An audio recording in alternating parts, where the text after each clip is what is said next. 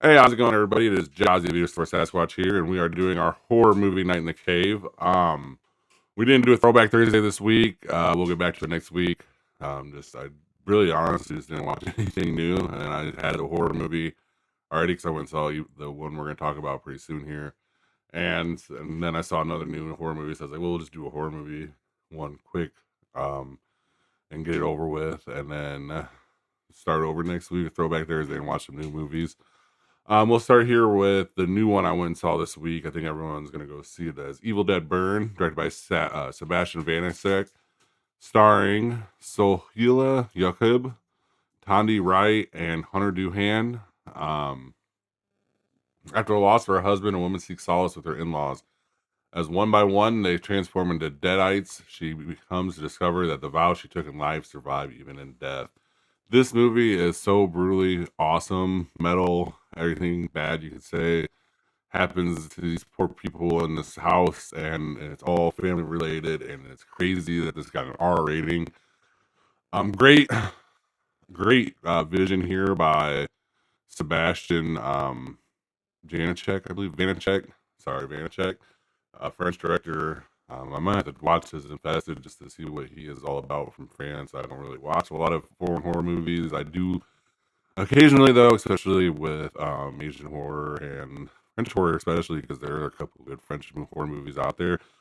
I will check that out before next week. But this movie is awesome, home run. I can't wait to see his like original thought movie that comes out next. I think I read that he wanted to do like a mask, an R-rated like dark mask movie. So I think that would be fucking awesome with this guy. The body horror is real. There's three movies, four movies. I was just going over it. Four scenes from three movies that just will always live with me. One of them is from Requiem from a Dream. One of them's from Hostel, and one of them's from Any Given Sunday. And then this one now carries it with me. I will carry that scene. I'm not even going to try to describe it over because it's so graphic, but it is one of those scenes that you will remember for a while to come because it was just so brutal. They did a practical effect instead of a special effect or a 3D or a computer effect, and it really showed. And it really kind of made just everything that much more brutal. This whole movie is brutal. The Deadites in this one are coming for you, and they're coming for you hard. The one thing I would say is like the original one, it was in its own way, is NC-17 and still really bad. It's a little bit more campy than this movie. And we were saying like a campy Evil Dead with Bruce Campbell. Do not go and see this one because this one is not that. It's still awesome though. Honestly, it moved up to the number 3 movie of the year for me. We'll get into the updated list by the end of next week or by starting next week. We'll see. We'll wait for Odyssey and then Spider-Man probably, and then do it by the end of the month. Um, but this is definitely number 3 movie of the year so far. I loved it. It was great. Honestly, I'm just in shock. You can hear me just trying to like describe how awesome it is without trying to give anything away, and I'm really not trying to give anything away. I really hope you go see this movie. I haven't even seen the total of what it did. 13 million open week, and it's not bad on a $20 million budget, and it'll definitely hit the double point. So this is just this is just a known seller for this is a known franchise seller for Ghost House, New Line Cinema, Sony, and everyone involved. It's been like that ever since Sam Raimi has been taking a part of this, and it's just a really good movie. So go see that for sure. It is Evil Dead Burns, directed by Sebastian Vanacek. And then we'll talk about The Evil Dead. 5 friends travel to a cabin in the woods where they unknowingly release flesh-possessing demons. Bruce Campbell is in this. Ellen Sandwise is in this. Richard Dominiker, Betsy Baker, Teresa Tilly, Philip A. Gillis. Let's see here. Directed by, of course, Sam Raimi. This is the classic of classics, an NC-17 movie from back in the day. This is one of the ones that will make you sick. It came out on April 15th, 1983. Had a budget of $350,000, made $2.4 million total, and then it became a cult classic on video and rental and everything between. Bruce Campbell becomes a household name with his chainsaw arm and all the other crazy things that comes with this franchise.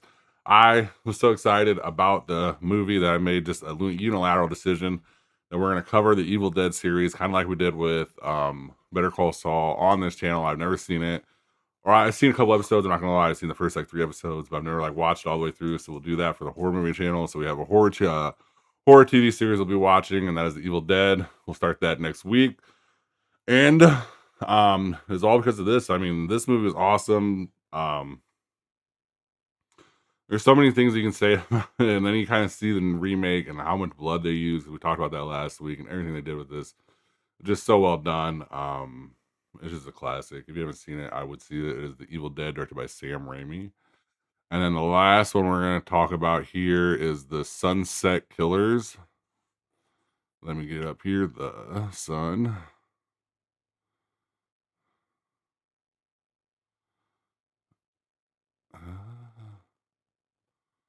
Strip, maybe. Uh,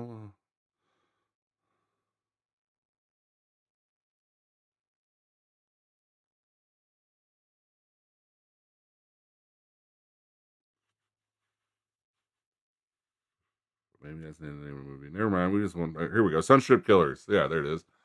Directed by Chad Farron, starring Neb Chupin, Ken May, Brendan James, and Robert Mariano. The lonely nurse falls under the spell of a charismatic but violent man in 1980s Los Angeles. As their twisted bond deepens, she pulls into the dark world, blurring the line between manipulation and willing accomplice. The movie is fucked up. It's really kind of deranged how he kind of takes advantage of this woman. I don't know if I really like the movie, but it was like for all the good serial killer movies, this was probably one of the better ones because there's not a lot of good like real life serial killer movies. There's just a couple, like a handful of them, and this is probably one of the better ones to be honest. But I'm gonna say I'd probably give it like a C plus to be honest. Like it was good, it was worth the watch, but at the same time, I don't think that there's any staying power with what it did. And it's kind of like left with a lot more questions than answers with everything. Um, it's a cool movie, a cool atmosphere in the movie, cool like feel to it because it feels like in 1980s. The guy looks like straight out of 1980 Ken Barbie doll type. The girl's believable in it, and the action is pretty like it's pretty gory. So if that's like your kind of thing, you might like it. Like I said, it's a C plus. It's a good solid movie. I don't know how I felt about it really all the way through it, even thinking about it now, but it is like a worth a watch. It's only like an hour and 25 minutes on top of it, so it's really not that long. And we like those short movies, so it's something you can just kind of do right there and there and get it over with. Boom, bam. Yeah, an hour to kill. Watch it. I would definitely watch it as the Sunset Strip Killers, directed by I had the name Chad Farron. That is our horror movie night in the cave. Look for us next week with a Throwback Thursday. We might be doing a Monday morning reviews with the Odyssey this weekend. We probably will be doing a Monday morning review with the Odyssey because I will see that tomorrow, I believe. If not Sunday. But thank you guys very much for watching, and please have a good rest of your day or night. Thank you for watching. Please like and subscribe. Comment your top movie picks for Throwback Thursday in the comment section, and see you next time in the cave.